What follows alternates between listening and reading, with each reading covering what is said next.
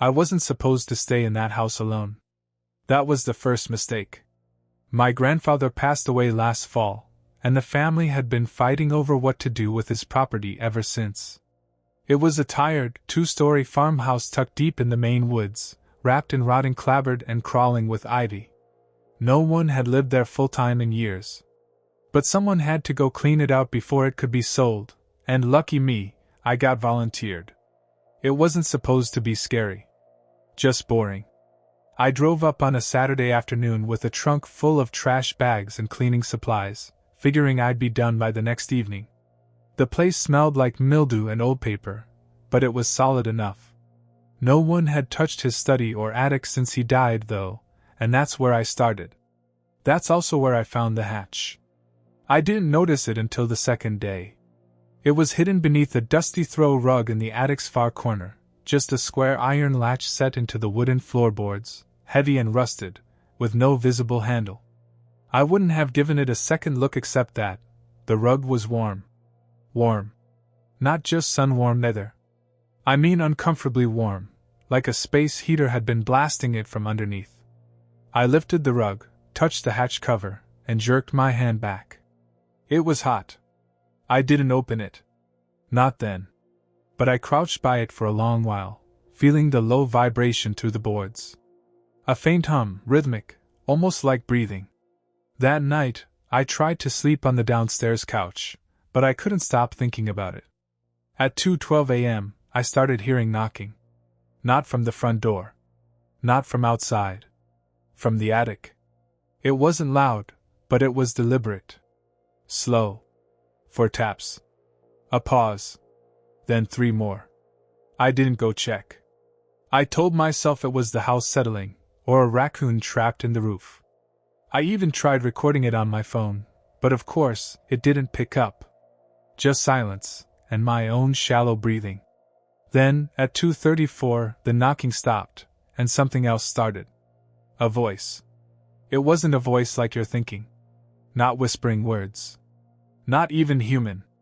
Just the rhythm of it. A broken series of clicking, scraping sounds, like something mimicking a voice. Practicing. I didn't sleep at all that night. And when I went back to the attic the next morning, the hatch was cold. The rug was cold.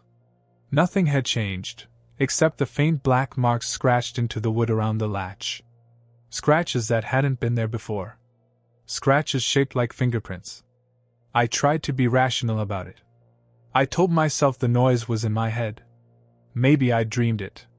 Maybe I was just freaked out being alone in a dead man's house. But the scratches were real. I stared at them, running my fingers along the grooves. They were shallow, but long, some curved, some straight, all pointing toward the hatch. Like whatever made them had been trying to claw its way out. I don't know what got into me, but I grabbed a flashlight and a screwdriver from the kitchen drawer and headed back up. I didn't plan to open it, not really. I just wanted to look. The latch didn't have any obvious lock, just rust and time holding it shut. I wedged the screwdriver under the edge and pried. It groaned loud. A horrible metal shriek echoed through the attic as the hatch lifted just an inch. A burst of hot air hit my face, damp and foul, like a wet animal that had been cooking underground. Then the smell hit. It was the worst thing I've ever smelled, sweet, sour, rotting. Like meat and sulfur. I gagged, dropped the hatch, and stumbled back. That should have been enough. That should have been the end of it.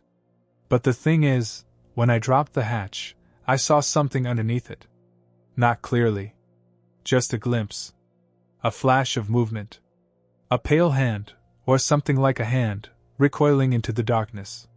Too long, too thin. And the fingers? They didn't move right. They bent backward. I didn't go near the attic for the rest of the day. I packed a few bags of old papers, boxed up some photo albums, and tried to ignore the groaning sounds coming from above. But that night, the knocking came back. This time, it started earlier. Midnight on the dot. 7 sharp taps. Pause. Then 4 more. Then that voice again. Clicks, rasps, broken throat sounds. Only now, there were words mixed in. Barely audible. But I swear I heard it. Hello. Yee. Let. I sat in the dark on the couch, blanket up to my chin, just listening. My pulse felt like thunder in my ears. Then I noticed something that chilled me even more. It wasn't coming from above anymore. The voice, the knocking, it was coming from beneath the floorboards. Directly below me. Right beneath the couch. I didn't move for what felt like an hour. My whole body locked up, like if I stayed still enough, whatever was down there wouldn't know I was listening. Wouldn't notice me. But I could feel it. Not just the sound, movement. A subtle vibration under the couch, like the floor itself was breathing.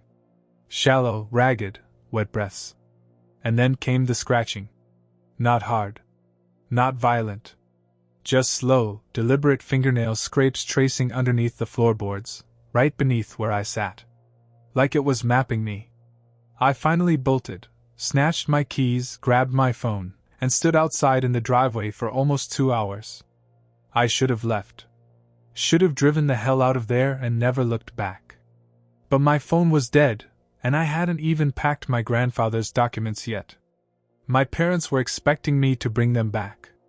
So when the sun came up, and the world looked normal again, I convinced myself it had all been a nightmare. A stress dream, maybe? Hallucination brought on by mold or grief. Except, there was dirt in the living room. A long, narrow trail of black smudges, like something had crawled under the floor and left prints between the boards. I followed the marks across the room until they stopped at the base of a vent near the kitchen. And that's when I remembered. The hatch wasn't the only way beneath the house. There was a crawlspace. A narrow little service door tucked around the back porch, nearly hidden by overgrown brush. I hadn't even looked at it since I got there. I should have just left it alone. But something in me, curiosity, fear, I don't know, made me grab the flashlight again and walk around to it. The door was old, sun-bleached, hanging crooked on its hinges. But it was open. Not wide. Just enough. Just enough for something thin to slide through. I crouched and shined my flashlight into the crawlspace. Dust. Cobwebs. Empty concrete blocks. And then, eyes. Not like animal eyes. Not reflective. Not glowing. Just open. Far back in the dark, wide and glassy, blinking once. And then it moved. Something started crawling toward me, dragging itself low and slow through the dirt. I didn't wait to see more. I slammed the crawlspace door shut, wedged a cinder block against it, and ran inside, heart pounding, mouth dry. Back inside, everything felt different. The air was heavier. The walls seemed to listen. And when I passed by the living room, the couch was pushed back. Like something had come up beneath it, and watched me sleep. I tried to leave. I grabbed my stuff, sprinted to the car, and jammed the key into the ignition. Click. Nothing. Dead. I tried again, same thing. The dash lit up for a split second, then died completely. I even popped the hood, checked the battery cables, everything looked fine. Like it should have worked. But it didn't. I checked my phone next. Still dead, even after plugging it into my car charger. Completely bricked. It was like everything electrical had just stopped. I sat there in the driver's seat, trying to breathe. Every instinct I had was screaming to run. But the road was 10 miles of dirt and forest before I hit anything resembling a town, and I hadn't seen a car pass in over a day. That's when I noticed something in the rearview mirror. The attic window. There was a shape in it. Not a face, nothing that clear. Just a silhouette. Something tall. Lean. Its shoulders hunched too far forward, like its bones weren't arranged quite right. It didn't move. Just stood there. Watching. And behind it, through the dusty glass, I could see the hatch was open. I went back inside at sunset, because I didn't know what else to do. The house had a weird stillness to it, like it was holding its breath. I closed every door, every window, turned on all the lights I could. I even dragged a dresser over the attic stairs. But deep down, I knew it wouldn't matter. That night, The scratching didn't start at midnight. It started at 10. From inside the walls. I could hear it moving. Not just under the floors now, but inside the very structure. Traveling through the vents, slipping between old beams, brushing against pipes. And the voice, it was louder. Closer. Practicing. Forming words. Hello. Are you up? I sat on the kitchen floor with a knife in one hand and my flashlight in the other, barely breathing. Then the lights flickered. Once. Twice. Out. Complete darkness. The flashlight still worked. Barely. The beam jittered and dimmed, but it showed me just enough to get to the living room. I huddled into a corner, the knife clutched tight, praying for morning. Then, from upstairs, I heard the dresser being dragged. Not shoved. Not thrown. Dragged. Slow. Scraping. Like someone, or something, was pulling it away from the attic door. Then the creak of hinges. The attic door was opening. The sound of that attic door opening, God, I'll never forget it. It was slow, deliberate, like it wanted me to hear. Each groan of wood stretched out like a warning, or an invitation. I didn't move. Couldn't. My body locked up completely in the corner of the living room. I aimed my flashlight toward the hallway, its dying beam barely cutting through the dark. Then the floorboards creaked above me. It was coming down the stairs. Not quickly. Not like a person. One step, then a pause. Then another. The weight sounded wrong, too light for how loud each footfall was. Like it wasn't really walking. More like it was testing each step with two long limbs, crawling its way down slowly. I wanted to scream, but my throat had closed up tight. My ears were ringing. All I could do was stare into that hallway, flashlight beam shaking in my hands. And then I saw it. Just a glimpse, just enough. A hand came around the stairwell wall. Not pale this time. Gray. Textured. Like old paper soaked in water. It had too many knuckles. The fingers bent outward, jointed where they shouldn't be. The nails, or claws, I don't know, were cracked and yellowed, clicking against the wood like a dog's feet on tile. Then came the rest of it. It didn't walk into view. It folded into it. Unfurled like it had too much body to fit in one place. Its limbs came first, stretching unnaturally long. Then the torso, narrow and pulsing. No clothes.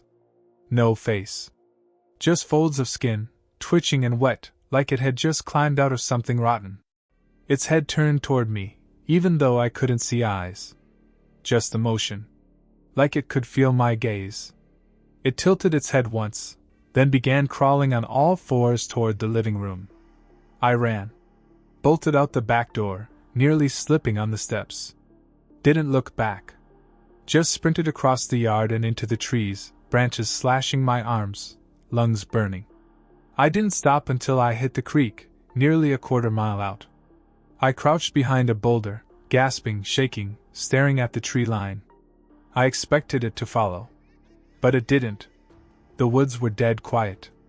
Even the bugs had stopped buzzing. Then, my phone buzzed. For the first time in over a day, the screen lit up. One notification. A text. Unknown number. Why did you run? My heart just about stopped when I saw that text. I stared at the screen, fingers trembling so bad I almost dropped the phone. No signal bars. No Wi-Fi. Nothing else worked. Just that one message. Why did you run? I didn't reply. I couldn't. I turned the phone off, thinking maybe that would stop it, but the screen stayed lit. Then it buzzed again. A second message. It's okay. You can come back. I dropped the phone into the creek. I didn't watch it sink, I ran again. I didn't care where. I just wanted to get away. My only plan was to follow the creek bed until I hit the highway or another house or anything resembling civilization. But the thing is, I didn't get far. After maybe 20 minutes of trudging through mud and branches, I started noticing something strange. The trees looked familiar. A crooked birch with a strip of bark peeled like a ribbon. A collapsed stone wall covered in moss. I passed them again. I was going in circles. The creek bed hadn't forked. I hadn't turned around. But the woods kept leading me back. Then, deeper in the forest, I heard something move. Not loudly, more like something dragging. A wet, sticky sound, like meat pulled across gravel. And that voice. Not from my phone now. From the trees. Still broken. Still glitching. Like a child learning to speak through broken teeth. You are lost. I help you. I ducked behind a fallen log and held my breath. Then I saw it. Far off, moving between the trees. That same figure. Tall, folding in places it shouldn't. It moved wrong, like its joints were constantly dislocating and popping back into place. It wasn't rushing me. It was hurting me. Every time I tried a new direction, it appeared just ahead, or beside, or once, behind me. Not chasing. Waiting. Like it knew exactly where I'd end up. And eventually I did. I broke through the brush, stumbled into a clearing, and found myself staring at the back of my grandfather's house. Right at the crawlspace door. Wide open. I stood at the edge of the clearing, chest heaving, sweat stinging my eyes. The crawlspace door yawned open like a mouth. A thin mist was spilling from it, cold and low to the ground, like breath in winter. It smelled faintly sweet, like flowers just starting to rot. I should have run. Instead, I stepped closer. I don't know why. Maybe because I was exhausted. Maybe because I was out of options. Or maybe because whatever was down there wanted me to.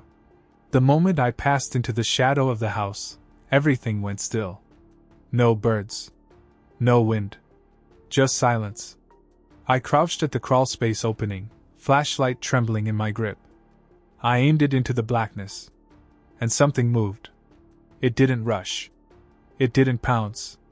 It just shifted, like it had been lying in wait just beyond the beam, curled around the base of the house like roots. The light flickered. And then I saw the walls. They weren't concrete. They were covered in something, grown. A web of fleshy tendrils and strange ridges, like scar tissue spread over bone. Pulsing softly. Breathing. The house wasn't just on the ground anymore. It was part of it. I ducked inside. The space was tighter than I remembered. I could barely crawl. The floor was damp, packed earth, except where the hatch had been. Beneath that was something else entirely. A second hatch. Round, metallic, slick with condensation. Half buried in the dirt. This one had a handle. It was waiting for me. My flashlight flickered and died. I fumbled in the dark, fingertips brushing across the hatch's cold metal curve. It thrummed beneath my hand. A low vibration, steady and slow, like a heartbeat. And then, a voice behind me. Not broken this time. Not robotic or distant. Soft. Clear. Whispered directly into my ear. You made it. I spun around. Nothing. Just the sound of breathing. Right beside me. I reached out in the dark and touched skin. Cold, slick, and moving. Something brushed against my cheek, and I screamed, scrambled backward, but there was no more space. My shoulders hit the hatch. And it began to open. I didn't open the hatch. It opened for me. There was no sound, no mechanical clank, no hiss of air. Just a slow, wet peeling noise like the earth itself was coming undone. A rush of warmth hit me, moist, heavy air that smelled like iron and mushrooms and decay. And below it, a tunnel. Not built. Not dug. Grown. The walls weren't dirt or stone. They pulsed, pinkish red, veined like flesh. Thin strands of something stringy drifted from the ceiling, swaying with the movement of air from deep below. And somewhere down that tunnel, far, far away. Light. Faint. Flickering. Blue-white. Like bioluminescence. I should have turned back. I should have sealed that hatch and never looked down again. But the voice came back. Gentle. Familiar now. This is what you were meant for. You've already heard me. You've already let me in. And I realized it was right. It wasn't just in the house. It was in me. Every night I stayed, every sound I heard, it had been reaching deeper. Pressing into the folds of my mind. Changing how I thought, how I felt. I couldn't trust my own memories anymore. Had I even really tried to leave? I don't remember walking back to the crawl space. I don't remember choosing to crawl inside. I just was there. The thing, whatever it was, it didn't need to drag me down. It only needed me to say yes. And I think I already had. So I climbed down. The tunnel closed behind me. Not sealed, just disappeared. Like it had never been there. I didn't panic. I didn't even feel afraid. That's the worst part. I felt relief. As I walked forward, the light grew stronger, casting moving shapes along the walls. I started hearing others. Footsteps behind me. Breathing ahead. And voices. Not speaking English. Not words at all. But I understood them. They knew me. Called to me. The vessel is ready. The passage is clear. I wasn't alone. There were others down there. Some waiting. Some still changing. And all of us walking toward the same light. The tunnel opened into a chamber. It was vast, far bigger than anything that could exist beneath a farmhouse. The air was thick with moisture, and the walls, they weren't flesh anymore. They were glass. Every surface reflected something. Sometimes it was just me, tired, dirty, gaunt. But other times? It wasn't. I'd glance to the left and see myself standing still, even though I was walking. I'd look right and see myself smiling, a wide, glassy, unnatural grin stretching across my reflection's face. At one point, I saw my reflection lift a hand and wave. I hadn't moved. The voice came again, but this time it wasn't disembodied. It was everywhere, woven into the room itself. We needed a way through. You opened the hatch.